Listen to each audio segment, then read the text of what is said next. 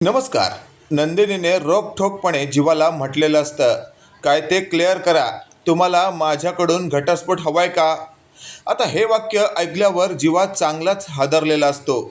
त्याला कळून चुकलेलं असतं, आपण काल जे काही वागलो आहे ते अत्यंत चुकीचं आहे, अत्यंत वेडपटपणाचं आहे.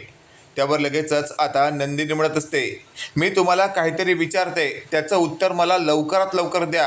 मला तुमच्या आयुष्यामध्ये अजून अडथळा बनून राहायचं नाहीये. त्यावर लगेचच आता जीवा म्हणत असतो, नंदिनी काय बोलतेस तू हे? त्यावर लगेचच नंदिनी म्हणत असते, काय चुकीचं बोलले मी? जरा तरी विचार करा ना. मी तुमच्यासाठी एवढं काही करते, तुमचा विचार करते, पण तुम्ही मात्र माझा तिळभरही विचार करत नाही. हरकत नाही, नका करू माझा विचार, पण निदान मला या नात्यातून मोकळं तरी करा. मी तुमच्या या नात्यामध्ये अडथळा बनून राहायचा विचार अजिबात करू शकत नाही. त्यावर लगेचच आता जीवा म्हणत असतो, नंदिनी मला हे सहन होत नाहीये. आणि अशातच नंदिनी म्हणत असते, अहो सहन तर मला सुद्धा होत नाहीये, पण मी आत्तापर्यंत सहन केलं ना, मग तसंच घटस्फोट होईपर्यंत तुम्ही सहन करा. हे वाक्य ऐकल्यावर आता जीवा म्हणत असतो, भास्कर सारखं सारखं घटस्फोट घटस्फोट बोलू नकोस. त्यावर नंदिनी म्हणत असते, हाच शेवटचा पर्याय आहे. आता एवढं बोलून नंदिनी तिथून थेट निघून जाते.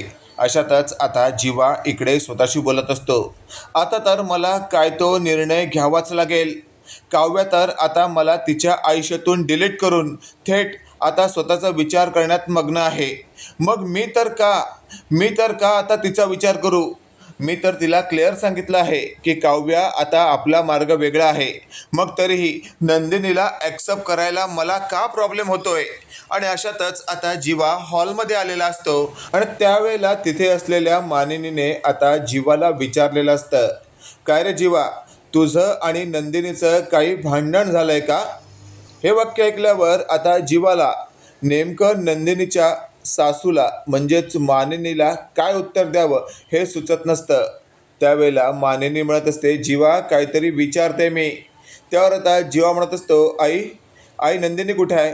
त्यावर मात्र आता नंदिनी नेमकी आता वरच्या टेरेसवर गेली आहे असं आता जीवाला नंदिनीच्या सासूने म्हणजेच मानिनीने म्हटल्यावर जीवा लगेचच आता टेरेसवर धावत जातो. जीवाला टेरेसवर जाताना पाहून मानिनी स्वतःशी बोलत असते, नक्कीच या दोघांमध्ये काहीतरी वाजलं आहे. आणि अशातच आता टेरेसवर जाऊन रडत असलेल्या नंदिनीला मागून जाऊन जीवाने हात धरत असं म्हटलेलं असतं, वेळ लागले का तुला? मी तुझ्याशी बोलत असताना तू थेट टेरेसवर कशी काय निघून येऊ शकतेस?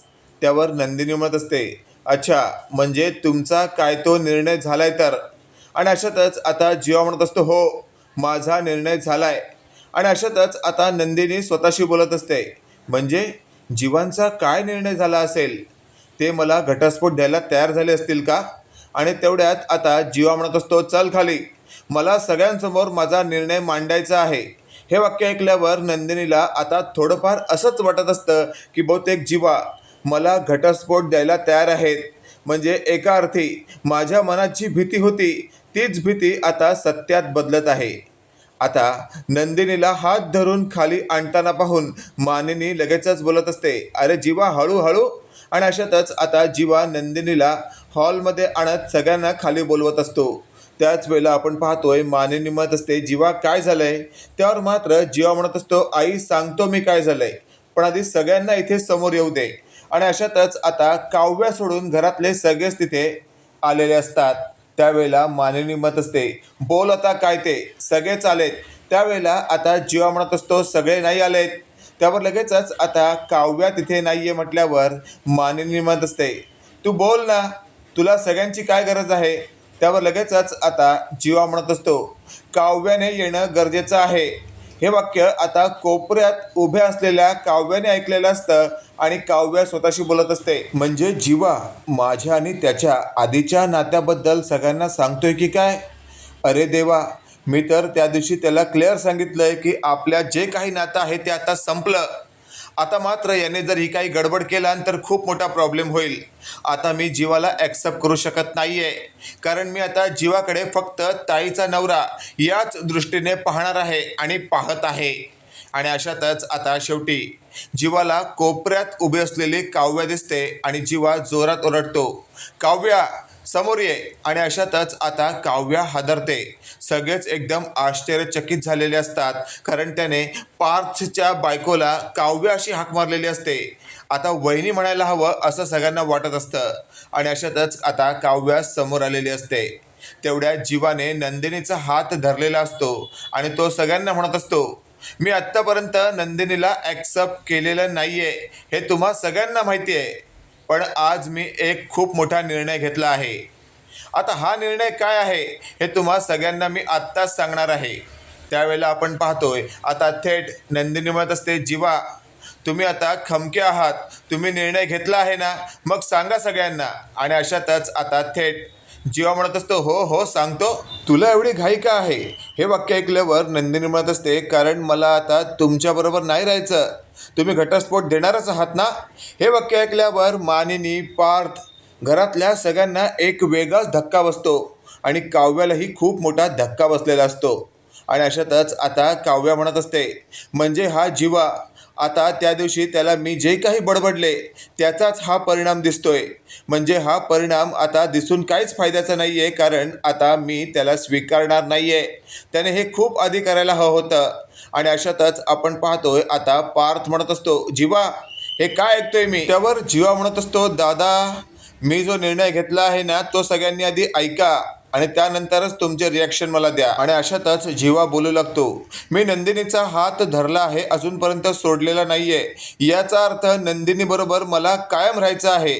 आणि घटस्फोटाचा विचार नंदिनी करत आहेत तो माझ्यामुळेच, कारण काल त्यांच्याबरोबर मी खूप चुकीच्या पद्धतीने वागलो.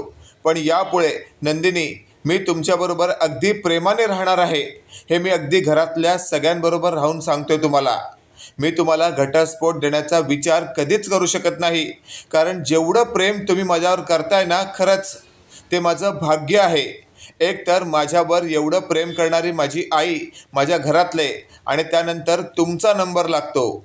हे वाक्य ऐकल्यावर नंदिनीला आतून तर खूपच छान वाटतं, पण काव्य मात्र आता खूपच आतून एकदम कोसळलेली असते. आणि ते स्वतःशी बोलत असते, म्हणजे जीवा मी त्या दिवशी घेतलेला निर्णय अगदी योग्य आहे. तू विसरलायस मला. तू आता फक्त नंदिनी ताई आणि तुझाच विचार करतोयस. त्यावर लगेचच आता मानिनी म्हणत असते, हे सगळं काय चाललंय मला कळेल का.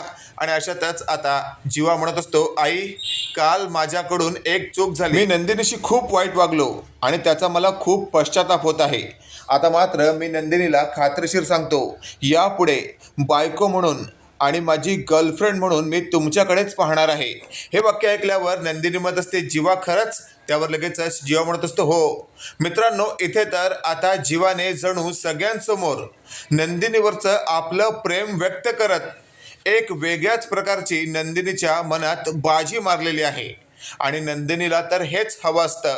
घटस्फोटाचा विचार तिला नाईलाजास्तव घ्यावा लागलेला असतो.